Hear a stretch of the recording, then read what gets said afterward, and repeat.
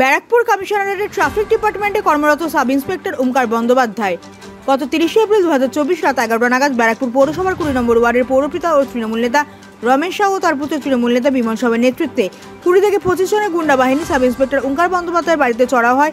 তাকে অকথ্য ভাষায় গালিগালাজ করে, উর্দি পরা অবস্থায় রাস্তায় ফেলে তাকে মারধর করে। এমনই এক ভিডিও নিজের ফেসবুকে পোস্ট করেছেন বিজেপি নেতা কৌস্তব বাগচি, জানিয়ে রীতিমতো তোলপাড়। ব্যারাকপুরে লোকসভা নির্বাচনের সময় তৃণমূল কংগ্রেসের একটা ধারাবাহিক প্রচার ছিল যে ব্যারাকপুরে গুন্ডারাজ খতম করতে হবে।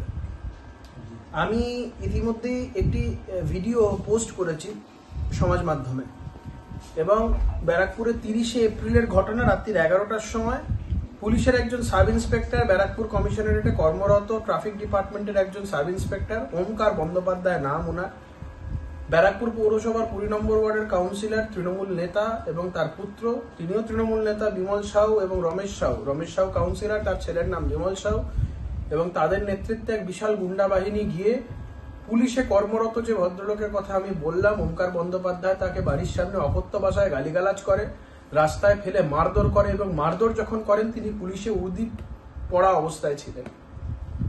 আমরা তো বারংবার এই রাজ্যে বলেছি এই রাজ্যে বিরোধীদের নিরাপত্তা নেই, সাধারণ মানুষের নিরাপত্তা নেই। দুর্ভাগ্যের বিষয় এই রাজ্যে স্বয়ং পুলিশেরও নিরাপত্তা নেই। খুব খারাপ লাগছে দেখে আজকে 30 এপ্রিল থেকে 29 জুলাই হয়ে গেল, এখনো অবধি পুলিশের তরফে কোনো বন্দোবস্ত করা হয়নি।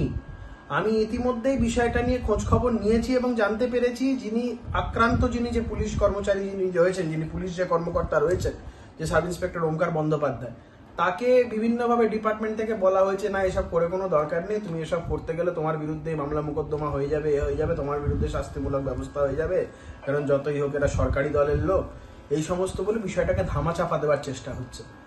মাননীয় নগরপাল, ব্যারাকপুর পুলিশ কমিশনারেটের যিনি কমিশনার আছেন, তার কাছে আমার অনুরোধ যে দলদাস হিসাবে নয়, একজন পুলিশ ডিপার্টমেন্টের একজন পুলিশ পার্সোনাল হিসাবে নিজের সহকর্মীদের পাশে দাঁড়ান। আপনারা মানুষের পাশে দাঁড়ান না, বিরোধী দলের পাশে দাঁড়ান না, সেটা অন্য বিষয়, একজন সহকর্মীর পাশে তো অন্তত দাঁড়াবেন।